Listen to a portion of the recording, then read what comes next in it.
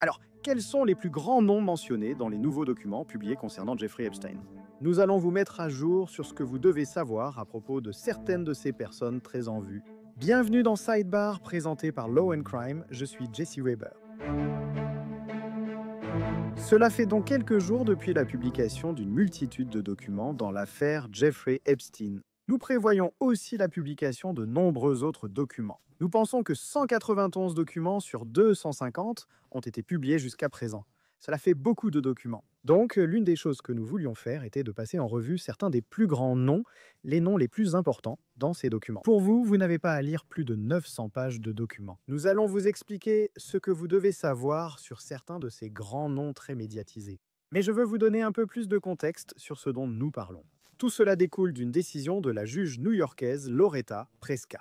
Maintenant, elle a ordonné la publication de tous ces documents puisqu'ils font partie des dossiers judiciaires. Dans une affaire de diffamation, une affaire civile déposée par la présumée victime de Jeffrey Epstein, Virginia Giuffre, contre la complice d'Epstein, Ghislaine Maxwell, à l'époque. Maintenant, Epstein, bien sûr, était le financier qui est mort dans sa cellule en attendant son procès pour des accusations de trafic sexuel. Elle est morte par suicide. Cela fait aussi suite à son plaidoyer de culpabilité 10 ans plus tôt pour sollicitation et proxénétisme d'une mineure. Cet accord a été très controversé car il a permis à Jeffrey Epstein d'éviter des poursuites pour des accusations fédérales encore plus graves. Condamné à 18 mois de prison, il a surtout passé ce temps en programme de libération pour travail, où il se trouvait dans son bureau à l'extérieur de la prison pendant la journée et ne devait retourner dans sa cellule que la nuit. Quant à Ghislaine Maxwell, elle a été arrêtée, inculpée, et elle a été reconnue coupable de trafic sexuel en 2021, condamnée à 20 ans de prison. Maintenant, Virginia Giuffre, auparavant connue sous le nom de Virginia Roberts, elle a poursuivi Maxwell pour diffamation en 2015. L'affaire a été réglée à l'amiable. Les médias, surtout le Miami Herald, voulaient consulter tous ces documents judiciaires. Le juge Presco a ordonné la publication de ces documents et la révélation de l'identité de nombreux John et Jane Doe, car beaucoup de ces informations sont déjà connues. Beaucoup de ces informations ont déjà été révélées au public via des documents judiciaires, des interviews et des photos. Mais nous obtenons un peu plus de contexte, il semble qu'il y ait un peu plus de lumière sur cette affaire. On met en lumière ces liens, on met en avant ces associations, dont certaines sont reliées d'une manière différente. Nous apprenons des détails intéressants. Mais avant d'entrer dans le vif du sujet, quand je parle des noms les plus importants, je veux dire les noms ici qui ont une réelle importance dans la saga Epstein-Maxwell. Je ne minimise pas les autres dossiers, mais il ne s'agit pas que de personnes célèbres. Parce que vous avez des noms dans ces documents, comme Michael Jackson, Bruce Willis, Cameron Diaz, Leonardo DiCaprio, mais ils ne sont mentionnés que brièvement. Par exemple, une victime présumée d'Epstein a déclaré qu'Epstein mentionnait souvent ce genre de personnes, disant qu'il venait d'avoir ce ou cette célébrité au téléphone.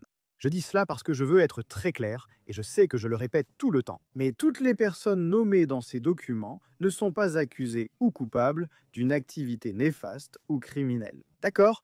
Il peut s'agir d'anciens employés, de victimes, d'associés, ou même simplement de personnes mentionnées en passant lors de témoignages sous serment. Il ne s'agit pas de la liste Epstein de toutes les personnes ayant participé à son prétendu réseau de trafic sexuel sur l'île d'Epstein. D'accord? Je veux que ce soit bien clair.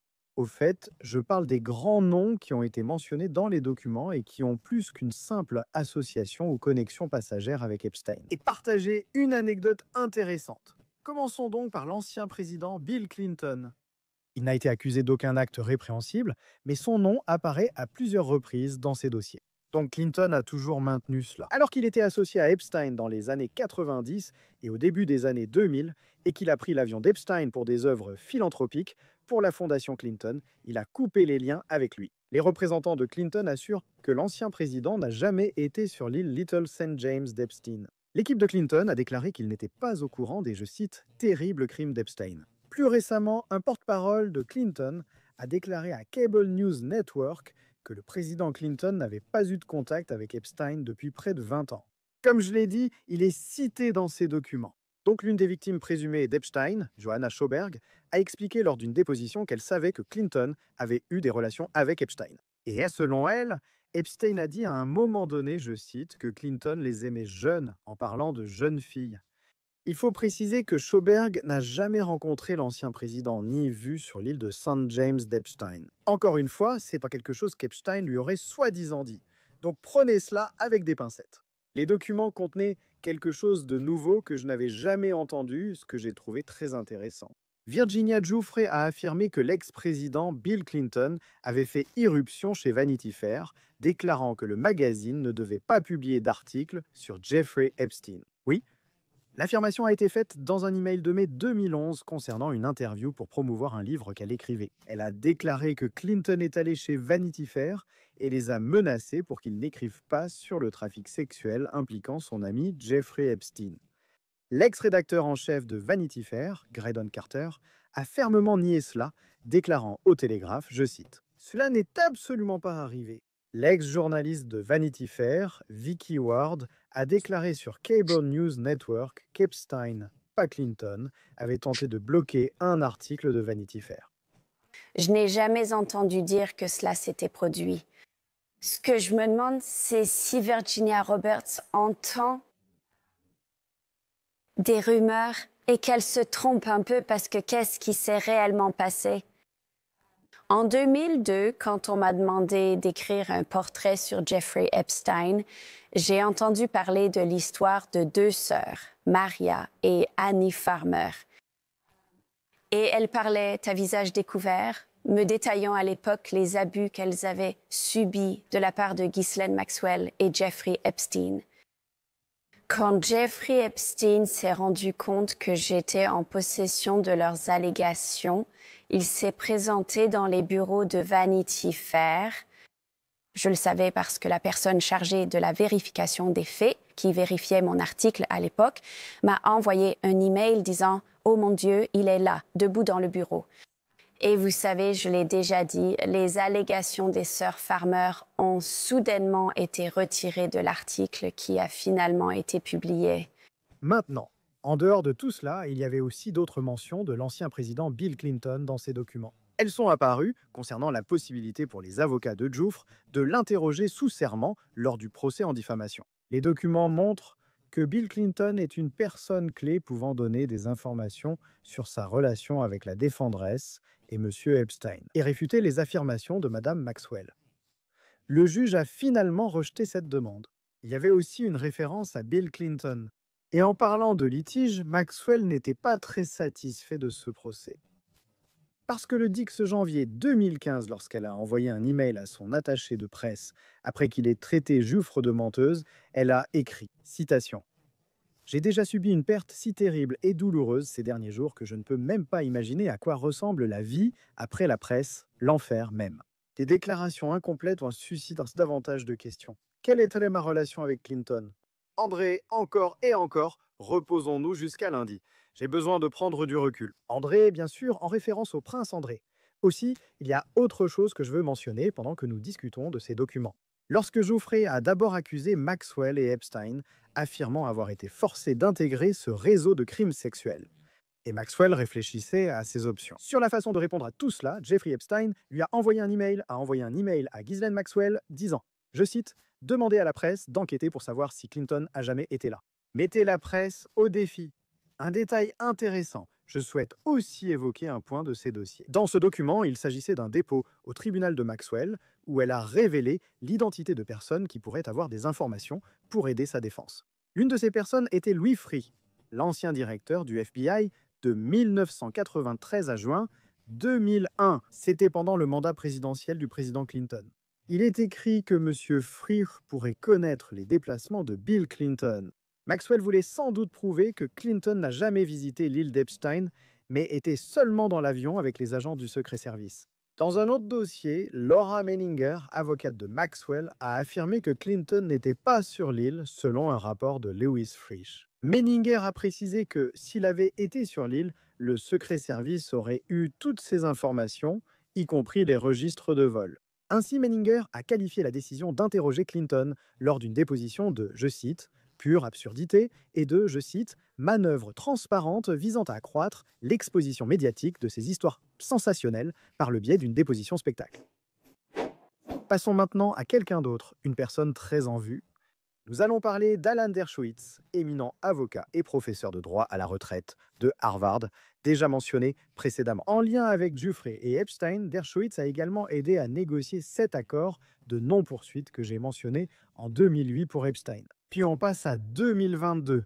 Et mademoiselle Giuffre a retiré une allégation qu'elle avait faite contre Dershowitz. Elle a déclaré: j'ai longtemps cru avoir été victime de trafic par Jeffrey Epstein auprès d'Alan Dershowitz. Cependant, j'étais très jeune à l'époque. C'était un environnement très stressant et traumatisant. Et M. Dershowitz a, depuis le début, constamment nié ces allégations. Je reconnais maintenant que j'ai peut-être commis une erreur en identifiant M. Dershowitz. Mais revenons à ces documents. À portée de main, mais ce n'est pas tout, parce qu'une mineure identifiée comme Jane Doe numéro 3 affirme avoir été forcée à avoir des relations sexuelles avec Dershowitz en Floride, à New York, au Nouveau-Mexique, dans les îles Vierges américaines et à bord d'avions privés. Les documents affirment également que Dershowitz a été témoin oculaire d'autres abus sexuels. Il y avait le témoignage de 2 femmes de ménage d'Epstein. Elles ont affirmé que Dershowitz venait fréquemment au manoir d'Epstein en Floride et y recevait des massages. Et l'un de ses employés a déclaré que Dershowitz était présent seul au domicile d'Epstein, sans sa famille, en présence de jeunes filles. Je précise que dans un autre document, mademoiselle Schauberg, l'accusatrice de Jeffrey Epstein, a nié avoir eu des relations sexuelles avec Alan Dershowitz dans une limousine avec Giuffre et Epstein. Les documents indiquent qu'Epstein et ses complices présumés ont déjà invoqué le 5e amendement avant de répondre sur Alan Dershowitz. Le nom de Dershowitz dans ces documents n'est guère surprenant. J'ai mentionné les précédentes accusations de Giuffre, mais aussi les registres de vol qui avaient été rendus publics. Dershowitz a pris l'avion d'Epstein, et Dershowitz lui-même a admis qu'il avait reçu un massage chez Epstein, mais il a affirmé qu'il avait gardé son pantalon. Et cela avait été fait par une femme nommée Olga. Dershowitz a reconnu avoir été sur l'île, déclarant: une fois, ma femme, amie fille et moi étions en vacances dans les Caraïbes et Epstein venait d'acheter l'île. Il nous a juste demandé de venir lui dire bonjour. Il n'y avait aucun jeune ni Lolita Express sur l'île. C'est le surnom de l'avion d'Epstein, au fait. Pour être clair, Dershowitz a toujours nié toute accusation de mauvaise conduite. En fait, il militait pour la publication de tous ces documents dans un souci de transparence et pour laver son nom. Et la semaine dernière, il a publié une défense en ligne. Bien sûr, je suis sur la liste. J'étais son avocat. J'ai pris l'avion avec lui et d'autres avocats à plusieurs reprises pour des réunions juridiques en Floride et d'autres procédures. J'étais son avocat. Non seulement j'ai pris l'avion avec lui en tant qu'avocat, mais j'ai aussi voyagé avec le sénateur John Glenn pour rencontrer le président Shimon Peres d'Israël. J'ai emmené mon neveu en avion à Cap Canaveral pour assister à un lancement de satellite. J'ai été invité par le directeur de la NASA, grâce à son ami proche, Jeffrey Epstein, pour assister au lancement. Comme tant d'autres, j'avais une relation innocente avec un homme dont j'ignorais que quiconque le soupçonnait d'avoir fait quoi que ce soit de mal.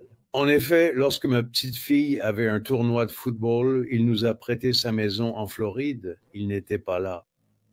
Mais toute ma famille, mes petits-enfants, ma fille, y sont restés. Il n'y avait aucune photo sur les murs, ni rien qui aurait pu laisser penser que quelque chose d'anormal se passait. Je n'aurais jamais laissé mes enfants ou petits-enfants vivre dans une telle maison, qui s'est finalement avéré être le lieu de tant d'activités douteuses et illégales. Au fait, c'était une réponse de 31 minutes, nous n'en avons pris qu'un extrait. Très bien, passons à un autre grand nom qui, vous le savez, a déjà été impliqué dans le scandale Epstein, le prince Andrew, duc d'York. Virginia Giuffre l'a ainsi accusé d'avoir eu des relations sexuelles avec elle alors qu'elle était mineure. Il a maintenant réglé un procès avec elle à l'amiable pour, selon les informations, plusieurs millions de dollars. Mais il continue de nier toute faute. Son avocat a affirmé cela dans un dossier judiciaire. Le prince Andrew regrette son lien avec Epstein et salue le courage de mademoiselle Giuffre et des autres survivantes qui se sont défendues. En parlant de ces documents, j'ai évoqué l'email de Maxwell mentionnant le prince Andrew. Mais ces nouveaux documents contiennent encore plus. Donc madame Schauberg affirme que le prince Andrew lui a touché la poitrine pendant qu'il prenait une photo dans l'appartement d'Epstein à Manhattan en 2001. Et cela impliquait, entre autres choses, une marionnette. Oui, donc madame Schauberg a expliqué, je cite: À un moment, Ghislaine m'a demandé de monter et nous sommes allés dans un placard pour prendre la marionnette. Nous avons retiré la caricature du prince Andrew qui portait une étiquette Prince Andrew. C'est alors que j'ai compris qui il était.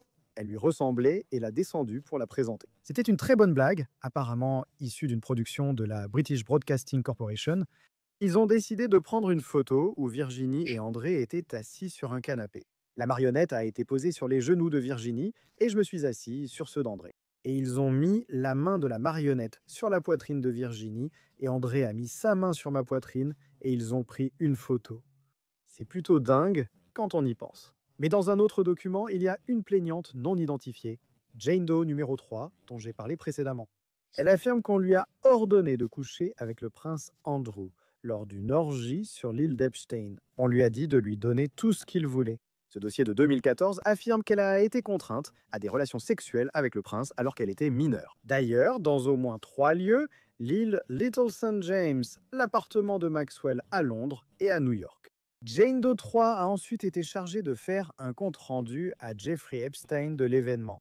En parlant du prince Andrew, soulignons aussi la transcription de la déposition de Juan Alessi. C'est le gestionnaire de la maison d'Epstein en Floride, comme indiqué dans les documents publiés. Il a précisé « De nombreuses célébrités, dont le prince Andrew et son ex-femme Sarah Ferguson, étaient chez Epstein. » En fait, il a dit que le prince a passé des semaines avec nous, dormant dans la chambre principale des invités et recevant des massages quotidiens. Au fait, Ferguson n'a été accusé d'aucun acte répréhensible. Très bien, parlons de Jean-Luc Brunel. C'est l'agent de mannequin français qui s'est suicidé dans une prison parisienne en 2022 en attendant son procès pour des accusations de viol. Il a été cité comme un proche ami de Jeffrey Epstein. Maintenant, il a été accusé d'avoir fourni au réseau de trafic sexuel de Jeffrey Epstein de jeunes filles âgées d'à peine 12 ans et aussi d'avoir abusé sexuellement de mineurs lui-même. Brunel a nié les accusations. Dans sa déposition, Virginia Giuffre a déclaré que Maxwell lui avait ordonné d'avoir des relations sexuelles avec Brunel à plusieurs endroits. L'un des documents indique qu'Epstein a forcé Jane Doe, numéro 3, à être victime de trafic par Brunel. Il ajoute qu'Epstein a obligé Jane Doe, numéro 3, à la regarder. Brunel et Maxwell commettent des actes sexuels illégaux avec de nombreuses mineures. Epstein a aussi contraint Jane Doe, numéro 3, à avoir des relations sexuelles avec Brunel à plusieurs reprises, notamment dans son manoir à West Palm Beach. Little St. James Island aux États-Unis, les îles Vierges, New York, Nouveau-Mexique, Paris, le sud de la France et la Californie. Les documents affirment aussi que M. Brunel offrait à des filles de pays pauvres des emplois de mannequinat pour les attirer dans cette affaire. En fait, dans un autre document, l'accusatrice Nadia Marcinkova est interrogée lors d'une déposition au sujet de filles de 12 ans envoyées à Jeffrey Epstein pour être abusées sexuellement. Et si je cite, ces 3 filles de 12 ans venèrent de France, ont-elles été envoyées chez lui pour son anniversaire par Jean-Luc Brunel ou par quelqu'un d'autre? Marcinkova a finalement invoqué le 5e amendement à cette question. Je dois également vous le signaler. Un nouveau procès a été intenté à Los Angeles ces derniers jours, accusant Brunel d'avoir retenu une femme en otage dans une propriété au Canada. La plaignante, qui utilise le pseudonyme Jessica Kramer, dit qu'elle travaillait comme mannequin à New York lorsqu'elle avait 18 ans. Et elle affirme que Brunel et certains de ses employés l'ont conduite à travers la frontière jusqu'au Canada, où ils l'ont retenue captive dans une maison pendant plusieurs jours. La plaignante dit aussi que Brunel l'a agressée à plusieurs endroits, dont Los Angeles. Elle affirme que Brunel recrutait des jeunes filles en promettant du mannequinat, mais les droguait et agressait sexuellement. Vous avez peut-être entendu ce nom avec Jeffrey Epstein, mais il figure aussi dans ces documents. Les Wexner maintenant. Le nom n'est peut-être pas facilement reconnaissable pour beaucoup d'entre vous, mais vous connaissez certainement ces entreprises. C'est un milliardaire qui possède Bath Body Works, Abercrombie Fitch et peut-être surtout Victoria's Secret. Wexner a embauché Jeffrey Epstein comme gestionnaire financier dans les années 1980 et a eu une relation proche avec lui. En 1991, Wexner a donné à Epstein une procuration sur ses affaires et l'a nommé administrateur du conseil de la fondation Wexner. Dans les années 1990, Epstein aurait exploité ses liens avec Wexner pour se faire passer pour un recruteur de Victoria's Secret. En 2006, après l'inculpation d'Epstein pour attouchement et activité sexuelle illégale sur mineurs, suivi de l'accord de plaidoyer de 2008, cela a pris fin. Le New York Times a rapporté que Wexner n'a rompu ses liens avec Epstein que 18 mois plus tard. Le procureur général de l'Oregon enquêtait pour déterminer si Victoria's Secret avait aidé les avocats d'Epstein en 2006, cherchant même des infos sur une accusatrice d'Epstein. En 2019, après la seconde incarcération d'Epstein, Wexner a écrit une lettre à la Fondation Wexner disant que son ancien conseiller financier avait en fait détourné d'énormes sommes d'argent de sa famille. En 2019, Wexner a écrit à ses employés qu'il regrettait d'avoir rencontré Epstein. Citation. Lorsque M. Epstein était mon gestionnaire de fortune, il gérait de nombreux aspects de mes finances. Je vous assure n'avoir jamais eu connaissance des activités illégales mentionnées dans l'acte d'accusation. Passons aux documents. Donc, son nom, les Wexner, apparaît dans une déposition de Maxwell, où on lui demande si elle a fourni à une femme une tenue de nature sexuelle apportée pour M. Wexner. Maxwell a répondu « Catégoriquement non ». Vous avez compris? J'ai dit catégoriquement non. Fait intéressant, la publication a aussi révélé des dizaines de pages de messages téléphoniques manuscrits du personnel de Jeffrey Epstein. Et cela montrait qu'il y avait de nombreux appels de Wexner ou de son bureau. Une note précisait aussi qu'Abigail, la femme de Wexner, avait appelé pour discuter de quelque chose de privé. Intéressant à considérer. D'accord? Passons au magicien David Copperfield. Saviez-vous qu'il apparaissait dans ces documents? Oui, c'est un nom très en vue cité dedans. Copperfield avait déjà été assigné à comparaître dans un procès lié à Epstein, mais n'a jamais été entendu. Il y avait une allégation selon laquelle Copperfield avait rendu visite à Epstein par le passé, qu'il avait une relation avec lui. Revenons à Johanna Schoberg, l'accusatrice d'Epstein, déjà largement évoquée. Elle a témoigné qu'elle avait rencontré David Copperfield lors d'un dîner dans l'une des maisons d'Epstein. Et elle dit que Copperfield a fait quelques tours de magie avant de lui demander si elle, Schoberg, savait que, je cite, « des filles étaient payées pour en trouver d'autres ». Elle dit qu'il n'est pas vraiment entré dans les détails, y compris si les filles étaient mineures.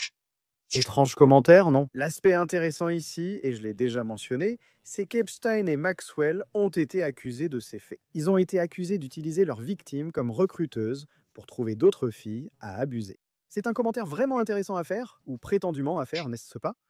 Donc, on ne sait pas si cela a réellement été dit. Schoberg a témoigné qu'il y avait une fille dans cette maison pendant ce dîner. Cette citation semblait jeune, elle aurait pu être au lycée. Maintenant, Copperfield est également mentionné dans la déposition de l'une des anciennes employées d'Epstein, Sarah Kellen. On lui demande le lien entre Epstein et Copperfield et s'il faisait partie du réseau sexuel. Notamment, est-ce que Copperfield fournissait à Epstein des billets pour ses spectacles de magie, ses spectacles d'illusionnistes, afin qu'ils soient distribués à de jeunes femmes? L'idée serait que vous les emmeniez peut-être en coulisses. Vous savez, vous les invitez en coulisses et vous connaissez la suite. Kellen a invoqué son droit du 5e amendement de ne pas s'incriminer et n'a pas répondu à la question. Parlons aussi de Bill Richardson, ancien gouverneur du Nouveau-Mexique, cité dans les documents. Virginia Giuffre a donc cité Richardson parmi ceux à qui elle a donné un massage. Mais elle a dit qu'elle ne se souvenait pas quand Ghislaine Maxwell lui avait demandé de faire cela. Elle se rappelait avoir été envoyée au Nouveau-Mexique. Désormais, mademoiselle Schoberg a expliqué lors d'une déposition qu'elle pensait que Maxwell était allé dîner avec Richardson lorsque Schoberg visitait un ranch au Nouveau-Mexique. Richardson est décédé en septembre dernier, mais il a nié toutes les accusations. Il figurait aussi dans ce dossier lié à Ghislaine Maxwell, comme une personne pouvant détenir des infos sur les prétendues fausses accusations de Virginia Giuffre. Maxwell espérait en somme que quelqu'un l'aiderait dans sa défense contre Giuffre. Un nom que vous ignorez sans doute, Glenn Dubin, acteur clé de cette affaire. C'est un gestionnaire de fonds spéculatifs milliardaire ici aux États-Unis. Il a eu une relation avec Jeffrey Epstein. Il a été rapporté qu'Epstein avait investi dans sa société. Cependant, la docteure Eva Anderson Dubin, épouse de Dubin, a fréquenté Jeffrey Epstein dans les années 80 et 90 avant leur mariage. C'est là que les choses deviennent controversées. Donc, après qu'Epstein a plaidé coupable en 2008 pour sollicitation et proxénétisme impliquant une mineure, ce couple serait venu à son aide. Ils l'ont invité à dîner pour Thanksgiving. Anderson Dubin a même dit à l'agent de probation d'Epstein qu'elle était, je cite, 100% à l'aise avec Jeffrey Epstein auprès de mes enfants. Selon Jeffrey, Glenn Dubin a été la première personne avec qui elle a été forcée d'avoir des relations sexuelles après sa formation de masseuse, lorsqu'elle a commencé à travailler avec Epstein. Dans une déposition, Jeffrey a témoigné. Je cite, « Quand ils disent massage, cela signifie érotique, d'accord? C'est leur terme pour ça. » Et je vous dis que Gillan m'a dit d'aller voir Glenn Dubin et de lui faire un massage, ce qui veut dire du sexe. Dans une déposition de 2016, Ronaldo Rizzo, ex-employé de Dubin, a déclaré qu'Epstein et Maxwell avaient rendu visite au Dubin en 2005. Ils avaient aussi amené une Suédoise de 15 ans qui, je cite, tremblait de façon incontrôlable. Selon Rizzo, la jeune fille a dit avoir été forcée à des relations sexuelles. Mais avant qu'ils n'obtiennent plus d'informations, mademoiselle Anderson Dubin entra dans la pièce. Les Dubin ont déjà nié toutes les allégations de faute ou de connaissance des activités d'Epstein. Ce sont quelques grands noms ayant de vrais liens avec Epstein et Maxwell. Je vous cite quelques mentions honorables au cas où vous ne les connaîtriez pas. L'ancien président Donald Trump figure dans ces documents. Nous savions que Trump avait eu une relation passée avec Epstein, mais ils se sont apparemment brouillés. Il est brièvement mentionné, comme je l'ai dit. Donc quand Madame Schoberg dit qu'elle était à un moment donné dans le jet d'Epstein, ils ont été détournés vers le New Jersey à cause du mauvais temps, et elle affirme qu'Epstein a dit « Super, on va appeler Trump et on ira au casino ». Mademoiselle Schoberg a aussi déclaré qu'on ne lui a jamais demandé de masser Donald Trump. Fait intéressant, cependant Giuffre avait témoigné que lorsqu'elle avait 17 ans, elle travaillait comme employée de spa au Mar-a-Lago de Trump en Floride, mais qu'elle avait ensuite été attirée pour devenir masseuse. Pour Jeffrey Epstein, mention honorable également à Stephen Hawking, le physicien de renom.